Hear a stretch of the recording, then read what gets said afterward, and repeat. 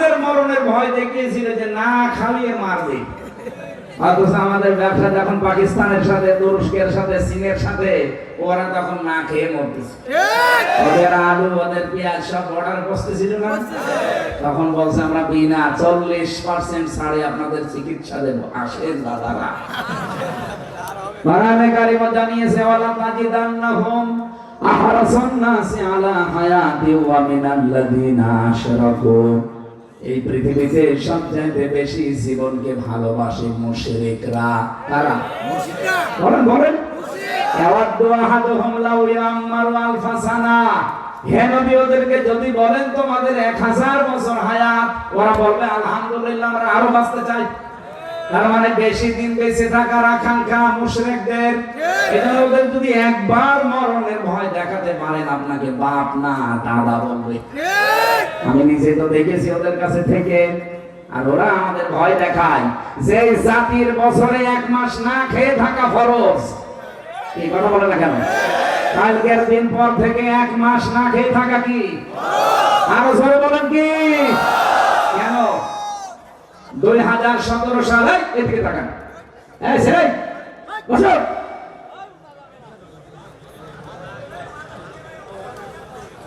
এদিকে তাকান, গুরুত্বপূর্ণ একটা তথ্য আছে এখানে। 2017 সাল জাপানের একজন বিজ্ঞানী, চিকিৎসা বিজ্ঞানী ইউসা নরি ওসামি, নাম উচ্চারণ করা সাথে কঠিন, এই বিজ্ঞানী গবেষণা চালিয়েছে একাধারে মানব দেহের ভেতরে, পুরা শরীরের ভেতরে গবেষণা চালিয়ে উনি কোষ পেয়েছে 2 কোটি। কত? 2 কোটি। 2 কোটি কোষ পেয়েছে। চিন্তা করছে কোষগুলোর কাজ কি দেখি। পরবর্তীতে ওনাকে এই তামাম দুনিয়া যে নোবেল প্রাইজ দেয়, উনি একটা নোবেল পেয়েছি ডক্টর ইউনূসের মতো। চিকিৎসা বিজ্ঞানের উপরে নোবেল প্রাইজ এমনি দেয়নি তারে, সে 2 কোটি। এই যে অটোফেজি নামে একটা জিনিস আবিষ্কার করেছে। অটোফেজির মানে হচ্ছে আমাদের শরীরে 2 কোটির উপরে কোষ পাওয়া যায়, কিন্তু একাধারে যদি কেউ 12 মাস খাবার খেতেই থাকে, তাহলে ওই কোষের পাশে আরো নতুন নতুন কিছু কোষ তৈরি হয়। আর ওই কোষগুলো তৈরি যদি বেশি হয়ে যায়, তাহলে 2টা মারাত্মক রোগ দেখা দেয় শরীরে, একটা ক্যান্সার আর একটা টিউমার। এগুলো সব বিজ্ঞান দ্বারা প্রমাণিত। আপনি এখানে কম্পিউটার ভেড়াতেন, স্ক্রিনে আমি আপনাকে দেখাতে পারতাম যে এইভাবে রক্তের ভেতরে 5 প্রকার ক্যান্সার হয়। আমাদের শরীরের ভেতরে 5.5 কেজি রক্ত আছে। 280 মাইল বেগে এই রক্তগুলো মাথা থেকে পা পর্যন্ত চলতেছে। আর এর সাথে দেখবেন আপনি, আমার মনে হয় কম্পিউটার আগামীতে মাহফিল নিলে আপনি কম্পিউটার ভিড়িয়ে দেবেন, আমি আপনাকে হাতে কলমে এখানে দেখাবো, যা দেখবেন আপনার ঈমান আরো বেড়ে যাবে। এই কোষগুলো যখন নড়াচড়া করতে থাকে, ওই যে যেগুলো বৃদ্ধি পায় কোষ, ওইগুলো রক্তের ভেতরেই 5 প্রকার ক্যান্সার তৈরি করে। আর এগুলোর প্রথম হচ্ছে টিউমার। যাদের শরীরে টিউমার হয়তো ভেসে ওঠে, যে একটা ভেসে উঠেছে, যাদের শরীরে বেশি টিউমার ভেসে ওঠে অথবা ভেতরেই থাকে, অনেকের ভেসে ওঠে, অনেকের ভেসে ওঠে না। আমার পুরা শরীরে একটা ভেসে উঠেছে জেলখানায় থাকাকালীন, কারণ ওখানে খাবার দাবার কোনো নিয়ম ছিল না। যারা বেশি বেশি খাবার খাবেন অথবা একেবারেই না খেয়ে থাকবেন 12 মাস, তাদের কয়েকটা মারাত্মক অসুখ সামনে দেখা দেবে। উনি চিন্তা করেন এই কোষগুলো যেহেতু টিউমার আর ক্যান্সার তৈরি করে, এটা থেকে মুক্ত হওয়ার কোন পদ্ধতি আমি আবিষ্কার করব। তখন 4500 ধর্মীয় গ্রন্থ এক জায়গায় করেছেন। 4500 ধর্মীয় গ্রন্থের ভেতরে দেখে কোন তথ্য পাওয়া যায় কিনা এই কোষ সম্পর্কে। সর্বশেষ তিনি মুসলমানদের ধর্মীয় কিতাব কোরআনে কারিমে এই কোষ সম্পর্কে তথ্য পেয়েছেন যে 29 থেকে 30 দিন একাধারে যদি দিনের বেলায় কেউ না খেয়ে থাকতে পারে, কতদিন? 29 থেকে 30 দিন একাধারে যদি কেউ না খেয়ে থাকতে পারে, আল্লাহর দেওয়া ওই যে কোষ 2 কোটি, ওর উপরে যেগুলো বাড়িয়ে বৃদ্ধি হয়েছে, আপনার ক্যান্সার আর টিউমার তৈরি হতে পারে, এই আসল কোষগুলো ওই বৃদ্ধি হওয়া কোষ এই 30 দিনে পুরাটা খেয়ে নিঃশেষ করে ফেলে। কোরআনে কারীমের কাছে এই তথ্য পেয়ে তিনি আশ্চর্য হলেন, বিশ্বের মুসলমানদেরকে আহ্বান করলেন, দেখো আমি 13 বছর একাধারে গবেষণা চালিয়ে আমি এই তথ্যটা পেয়েছি, অথচ তোমাদের আল্লাহর কোরআনে, তোমাদের যে ধর্মীয় গ্রন্থ এই কোরআনে তথ্যটা 1500 বছর আগেই দেওয়া আছে। আল্লাহ রাব্বুল আলামিন যে আয়াতটা পড়েছে একেবারে শেষে, এই আয়াতের তথ্য তিনি দিয়েছেন, ওয়া তাসামু খায়রুল লাকুম ইন কুনতুম তা'লামুন। যদি তোমরা রোজা রাখতে পারো তোমাদের উপকার আছে। আমি কোরআন শরীফ গবেষণা করে পেয়েছি, রোজা রাখলে 27টা উপকার হয়। কয়টা? তার ভিতরে 1 নাম্বার এইটা, আপনার অবাঞ্ছিত যে কোষগুলো যেগুলো বৃদ্ধি হয়ে আপনার টিউমার আর ক্যান্সার হওয়ার সম্ভাবনা দেখা দেবে সামনে, ওই কোষগুলো রোজা রাখার দ্বারা আমার আল্লাহ নষ্ট করে দেয়। এজন্য রোজা বাধ্যতামূলক রাখতেই হবে। ইন কুনতুম তা'লামুন, যদি তোমরা বোঝো, হয়তো আমরা বুঝি না, এজন্য উল্টা পাল্টা ধারণা করি যে ভাত থাকলে আমি রোজা করব। আরে ভাই, খাবারের ব্যবস্থা যিনি নিয়েছেন তার নাম রাজ্জাক। আপনি যতই গোলায় ধান থাক, যতই সম্পদের মালিক হন, আল্লাহ যদি বলে আমি তোকে খাবার খেতে দেব না, সারা দুনিয়া একদিকে হয়ে গেল, আপনি এক লোকমা খাবার খেতে পারবেন না। এই যে পাশের জেলা চুয়াডাঙ্গার এমপি ছিল বিএনপির হাজী মোজাম্মেল হক, নাম শুনেন? আমি নিজে যখন চুয়াডাঙ্গায় পড়তাম ছোটবেলায়, ওই সময় উনি এমপি ছিল। ওনার বাড়িতে একটা দাওয়াত খেতে নিয়ে গিয়ে সবাইকে বসিয়ে খাওয়াচ্ছে, কিন্তু নিজে কিছু খায় না, খালি দেখে। আমি আমার হুজুরকে জিজ্ঞাসা করলাম কিছু খায় না কেন, খাবে কি করে? ডাক্তারে বলেছে সকালবেলা শুধু ওই যে নুডলস আছে ওইটা 1 চামচ মতো, দুপুর বেলা একটা রুটি, আর রাতের বেলা আল্লাহর নাম নিয়ে কিছু খাওয়া যাবে। অথচ সে যদি বলতো যে আমি টাকার উপরে ঘুমিয়ে থাকবো, পারতো না? বলুন বলেন। আপনি যে বলেন আমার ভাত থাকতে রোজা করবো, ভাত আমরা খাওয়াবে, আল্লাহ জনমের খাওয়া, ডায়াবেটিস দিয়ে দেবে, সব ফাঁকা হয়ে যাবে ভাত খাওয়া। আপনাকে তো রোগ মুক্ত করার জন্য আল্লাহ রোজা দিয়েছেন। ফামান শাহিদা মিনকুমুশ শাহরা ফালিয়াসুমু। তোমাদের ভেতরে কেউ যদি রোজার মাস পায়, আল্লাহ বলেন সে যেন অবশ্যই রোজা রাখে। সম্মানিত মা বোন যারা এসেছেন, আপনাদের জন্য শুধুমাত্র মাসে 3 দিন, 7 দিন, 10 দিন যে সময় অসুস্থ থাকেন, রোজার মাসে যদি অসুস্থ হয়ে পড়েন, এই যে কয়টা রোজা ভাঙা পড়ে যাবে, ওর পরে যতগুলো রোজা রাখতে পারেন, 20টা, 22টা, 25টা, 27টা রাখবেন। বাকি যেটা রাখতে পারেননি 11 মাস ধরে ওই রোজাগুলো করে দেবেন, তারপর রোজা মাফ নেই। অনেক মহিলা প্রশ্ন দেয় যে বড়ি খেয়ে নিজের শরীরকে সুস্থ রেখে আমি রোজা রাখতে পারবো না। পারবেন না, কারণ আল্লাহর দেওয়া ওই নিয়ম নীতি বন্ধ করে দিলে আপনি অসুস্থ হয়ে পড়বেন।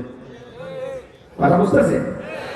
মেয়েরা বালেগ হওয়ার পর থেকে, ছেলেরা বালেগ হওয়ার পর থেকে আর কোনোদিন রোজা ছাড়তে পারবেন না। মেয়ে লোক বালেগ হয় তখন যখন শরীর খারাপ আরম্ভ হয়, পুরুষ মানুষ বালেগ হয় তখন যখন স্বপ্ন দোষ আরম্ভ হয়। তার মানে এটা খুব বেশি হলো 12 বছর থেকে 15 বছরের ভেতরে হবে। কি কথা বলে না কেন? এখন আমার প্রশ্ন, রোজা যে উপকার গুলো করে, আমি আমার 33 বছর বয়সে 15 বছর থেকে যদি রোজা আরম্ভ করি, তাহলে এখন 18 বছর রোজা রাখছি। কত বছর? 18 বছর। বলেন বলেন। 18 বছর আগে যে প্রথম 15 বছর আগে রোজা রেখেছিলাম, 15 বছর বয়সে, সে সময় আমার ইমানের অবস্থা, সেই সময় আমার চরিত্রের অবস্থা, সেই সময় আমার অ্যাক্টিভিটিস না ছিল। এই 18 বছর রোজা রেখে আমি তাই আছি, আমার কোনো পরিবর্তন উন্নতি নেই। তাহলে আমি সুস্থ না অসুস্থ? অসুস্থ। আপনি একটা বাচ্চাকে নিয়ে যাবেন ডাক্তারের কাছে, মাপ দেবেন 10 কেজি মনে করেন 2 বছর বয়সে, আপনি 3 বছর বয়সে নিয়ে যাবেন আবারও 10 কেজি, 5 বছর বয়সে নিয়ে যাবেন আবারও 10 কেজি।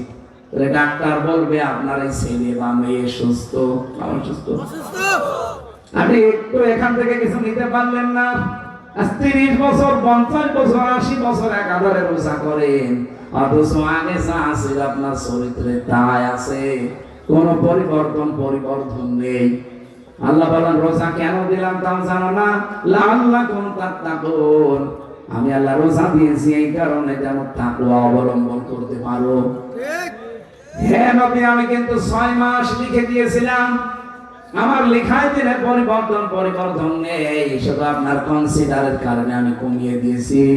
কিন্তু যেহেতু আমার রায় লেখা হয়ে গেছে, উম্মতদেরকে বলবেন ওরা যদি একটা মাস রোজা রাখতে পারে, আমি আল্লাহ তাদেরকে একাধারে 6 মাস রোজা রাখার সওয়াব দিয়ে দেব। ও বাংলার মুসলমানেরা, পৃথিবীতে সবচাইতে বেশি একটা মানুষ সুস্থ জীবন যাপন করেছেন, তার নাম নূহ নবী। 950 বছর দুনিয়ায় বেঁচে ছিলেন।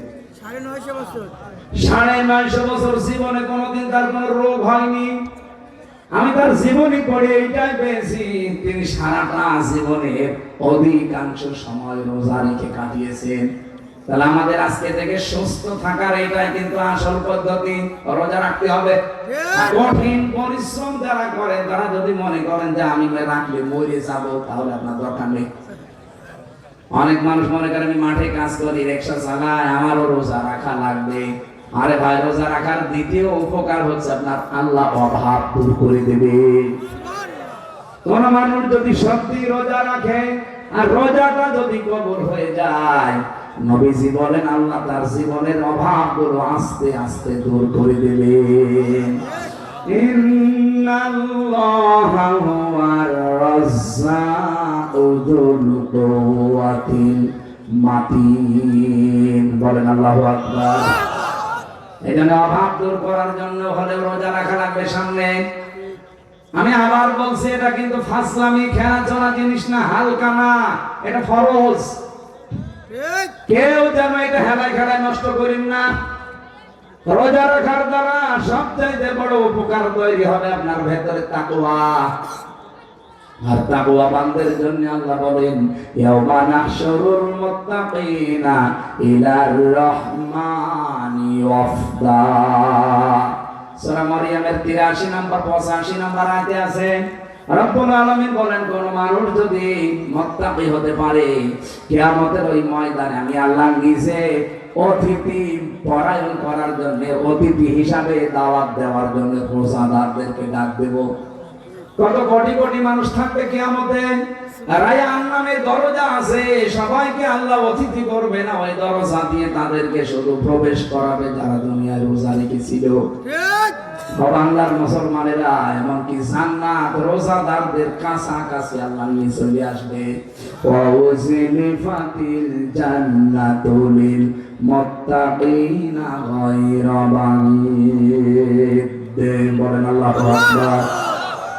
কোন মানুষ যদি রোজা রাখার দ্বারা মুত্তাকি হতে পারে, জান্নাত আমি দূরে রাখবো না, ও হেঁটেও জান্নাতে যাওয়া লাগবে না, জান্নাত নিজে তার নিকটবর্তী চলে আসবে, ও যেন একবারে প্রবেশ করতে পারে, বলেন সুবহানাল্লাহ।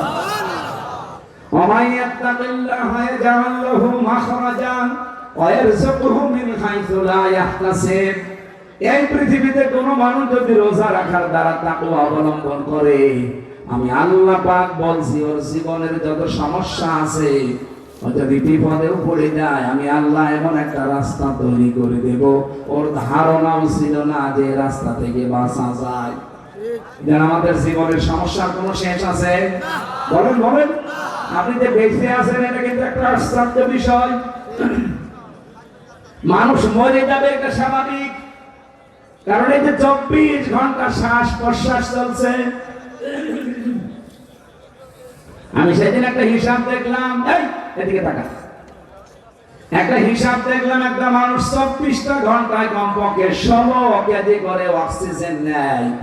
1 কেজি অক্সিজেন যদি কিনে বেঁচে থাকা লাগে, কমপক্ষে 62,000 টাকা লাগবে। 62,000 টাকা আপনার লাগবে 1 কেজিতে। যদি রিফাইন করে আপনার ভেতরে ঢোকানো লাগে, প্রতিদিন আপনি নিচ্ছেন কত কেজি? 16 কেজি। আপনি 62 হিসাব করে দেখেন, জমি জায়গা বন্ধক দিয়ে আপনার নিজেরও বিক্রি করা লাগবে। রাব্বুল আলামিন বলেন, আমি যে বিশাল দয়াটা করলাম, কোনদিন তোর কাছে আমি বিলের কাগজ পাঠাইনি যে আমার টাকা দেওয়া লাগবে। এখানে মানুষ আমরা যে বেঁচে আছি এটা একটা আশ্চর্য বিষয়, মানুষ মরে যাবে এটা স্বাভাবিক বিষয়। কথা বলেন না কেন? আমরা মরে যেতেই পারি, এইটাই স্বাভাবিক। এটা আমি এখন শ্বাস উপরে নিলাম, ভেতরে যদি আর না যায় আমি পটল তুলবো। আমার জীবনের কোনো গ্যারান্টি নেই। এরকম একটা গছর পাতায় পানি, তাও তো একটা স্থায়িত্ব আছে। আর আমি এমন জীবন নিয়ে দুনিয়ায় বাস করছি যার 1 সেকেন্ডেরও গ্যারান্টি। সুতরাং এরকম জীবনের উপরে ভরসা করে কাকে রাজি খুশি করতে চান আপনি? এ বাংলাদেশে বহু পাগল এমন আছে, আমরা নিজের স্ত্রী, মা বাবা, সন্তানাদি এদের খুশির জন্য, এদেরকে আনন্দে শান্তিতে রাখার জন্য হাজারো মানুষ বাম হাতে ইনকাম করে। কথা বলেন, কথা বলেন। আপনি কার জন্য করছেন বিবেকের কাছে প্রশ্ন করেন তো, এখন উঠতে পারলেন না। এদের যেটা ভেতরে গেছে, শ্বাস যদি আর বের না হয় আপনি মরে যাবেন, এটাই ফাইনাল, মরে যাবেন। মরে যাওয়ার পর আপনাকে আমি বাড়িতে নিয়ে গেলাম, আমার সামনে কোরআন শরীফ, আমি কোরআন হাতে নিয়ে বলতে পারি আপনার বউ আপনাকে ভালোবাসে, আমিও জানি, কিন্তু কখনো আপনার বউ আপনাকে আর রাতের বেলা একার পাহারা দেবে না। বলবে না, জিন আসতে পারে। সকালবেলা হলে তাড়াতাড়ি বলবে কি মাটির নিচে দিয়ে দাও, কারণ বাড়িতে রাখবে আজরাইল বাড়ি ছিঁড়ে ফেলবে। মাটির নিচে দিয়ে দিয়ে শেষ না, দেখবেন দেওয়ার পরে 2-3 দিন কান্নাকাটি করবে, খাবার দাবার বন্ধ হয়ে যাবে। 6-7 দিন একেবারে পাগলের মতো চলবে। 40 দিন পরে ঠিক স্বাভাবিক জীবনযাপন আবার আরম্ভ হয়ে যাবে। আমি কি বেশি বলছি? হ্যাঁ বলেন, বলেন। 4 মাস 10 দিন পর ঠিক তার মার বাবা, আমার মা বাবার কাছে এসে বলবে, বিয়াই আর কতদিন, ছেলে তো মরেই গেছে, দেন আমার মেয়ে, দেন আমি অন্য জায়গায় বিয়ে দেব। ঠিক বিয়ে দিয়ে দেবে আর এক জায়গায়। কথা বলে না কেন? মাত্র 3-4 দিন যদি সংসার সে জামাইয়ের সাথে করে, বলেন তো 3-4 দিন পরে ঠিক ওই ম্যাডাম আমার শ্বশুরের কাছে কল দিয়ে বলবে, আব্বা হামজা তো আর কি ছিল, এ জামাই তার সাথে 100 গুণ ভালো। এটা দুনিয়া, এটা কি দুনিয়া? সুতরাং এইটার পেছনে পড়ে আপনি কার জন্য আনন্দ ফুর্তি, কার জন্য সুখে শান্তিতে থাকার জন্য অবৈধ ইনকাম করেন বলেন? আপনাকে তো রোজাই এটা শেখাতে এসেছে যে থামো, সতর্ক হও, নিজের জীবন সম্পর্কে সতর্কতা অবলম্বন করো। কারণ 1 সেকেন্ডের যখন গ্যারান্টি তোমার হাতে নেই, কারো উপরে ভরসা করে কোনো লাভ নেই। নিজে রাখে না, তাকে নিজে তৈরি করো। আমি একা একা থাকলে আমার মনের ভেতরে টেনশনটা বেশি আছে, আর জেলখানায় 3টা বছর এটা আরো পরিষ্কার বেশি হয়েছে যে পৃথিবীতে সব ধোঁকা, কেউ কারো না। এই জন্য আমি আর পাগলামি যেন না করি। কার জন্য আমি করব? যার জন্য করছি সেই তো আমার আপন না। আমার কবরে যাবার পর আমার যে ফেরেশতা বাটাম দেবে, ও বাটাম কেউ নেবে না, আমার বউ নিতে পারে। আপনি আজকে বউকে জিজ্ঞাসা করেন, তোমার জন্য আমি কিন্তু বাম হাতের ইনকাম করি, হালাল হারাম বাসি না, তুমি যেটা আরামে থাকো, শান্তিতে থাকো, সুখে থাকো, এই জন্য। কিন্তু আমি যে অপরাধ করার কারণে গুনাহ হয়, এই গুনাহ একটু তুমি ভাগ নিতে পারবা। বউ আপনাকে ধমক দিয়ে বলবে, আপনি কথা বললেন, বিয়ে করেছেন, খাবার আপনি দেবেন, চুরি করে দেবেন, কি জিকির করে দেবেন, ওটা আপনার ব্যাপার। আপনার একটা গুনার ভাগ আমি নিতে রাজি না। এজন্য রমজান আমাদেরকে সতর্কতা শিখাতে এসেছে, আল্লাহ কোন তাত্তাকুন, আমরা যেন সতর্ক হই, আমরা যেন এই মুহূর্তে থেমে যাই। জীবন চলার গতি থামিয়ে দিতে হবে। 2 নম্বরে বলেছিলাম, সব ফরজের বড় ফরজ অল ফুরকান। আল্লাহ বলেন, রমজানে আমি তোমাদের ফুরকান দিয়েছি। ফুরকান মানে কি? ফুরকান মানে সত্য মিথ্যার পার্থক্যকারী কিতাব। সুতরাং রমজান এসেছে, চলে কালকে থেকে যদি আরম্ভ হয়ে যায়, পরশু দিন থেকে, মাত্র 1 মাস পরে রমজান কিন্তু ঠিকই চলে যাবে। কিন্তু আপনি যদি এই রমজানে কোরআন পাওয়ার পর, রমজান পাওয়ার পর সত্য আর মিথ্যাকে পার্থক্য করে বাকি জীবনটা না চালাতে পারেন, আপনার জীবনে কিন্তু মুসিবত আছে। কারণ পৃথিবীর সব চাইতে বড় ফরজ হচ্ছে কোরআনে কারীম জানা। বলেন বলেন। আর কোরআন যে জানবে, কোরআন যে বুঝবে, ঠিক সে সত্য মিথ্যা পার্থক্য করে ফেলবে। তখন তার বাবাও যদি মিথ্যার পক্ষে থাকে, ওর বাবাকে পর্যন্ত তালাক দিবে। এই কথা বলে না কেন?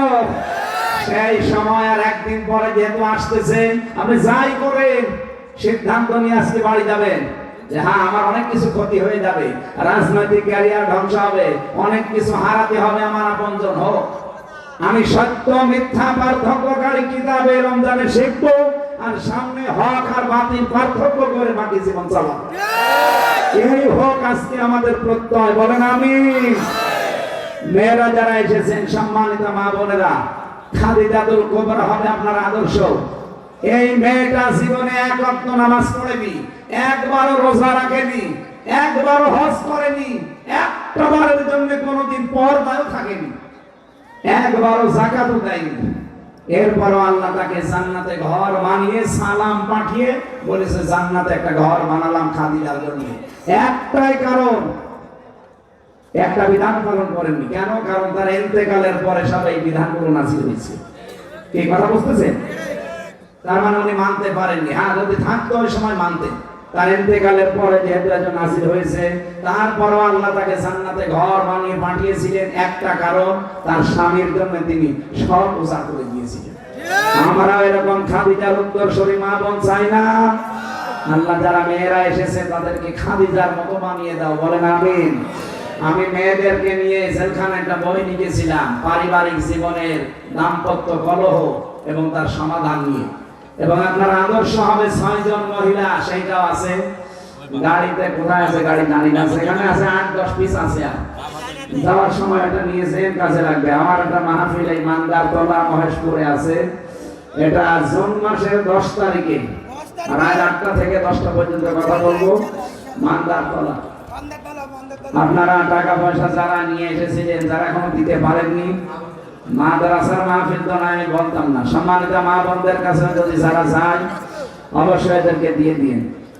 আমার শরীরটা যেহেতু আর ভালো না, আমার কণ্ঠ বেরিয়ে যাচ্ছে না। ব্যাগ এখন কই ব্যাগ যাবে দিতে?